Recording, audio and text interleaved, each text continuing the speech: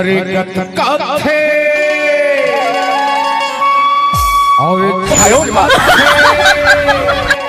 हे टूरी के जवानी रे और चिड़िया मारे आखिरी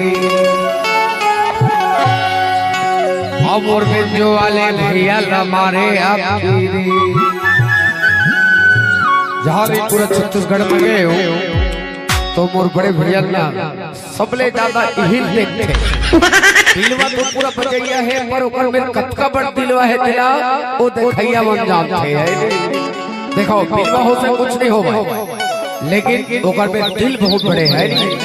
एक सिद्धि के सामने वाली बाई से प्यार हो गई हो जब ले देखे ना दूल्हे चार हो गए बगल वाली बाई से मुला प्यार हो गए।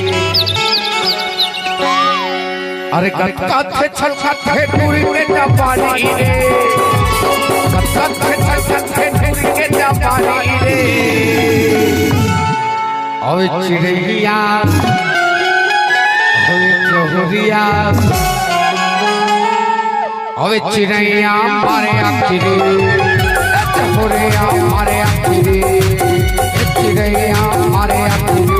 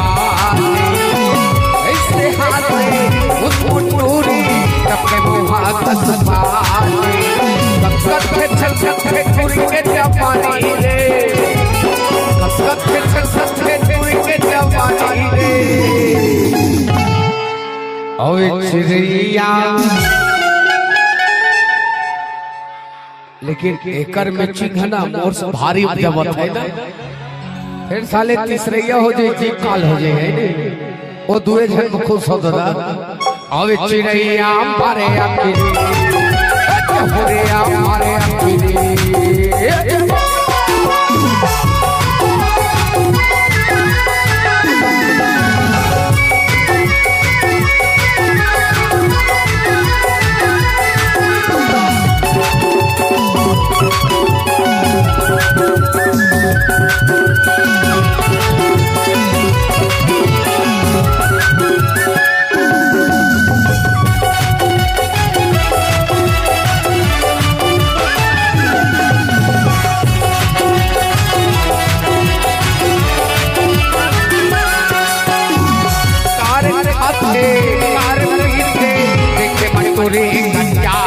ऐसे कड़े है तेरा विधाता हाथे मजबूरी धक्कात है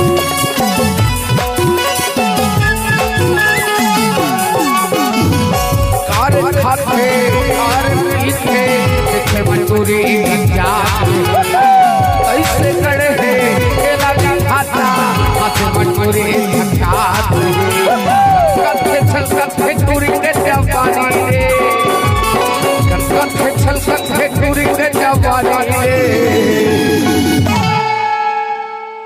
अवे टूरी हिला दी कारे सब जिला ओए माया रोहा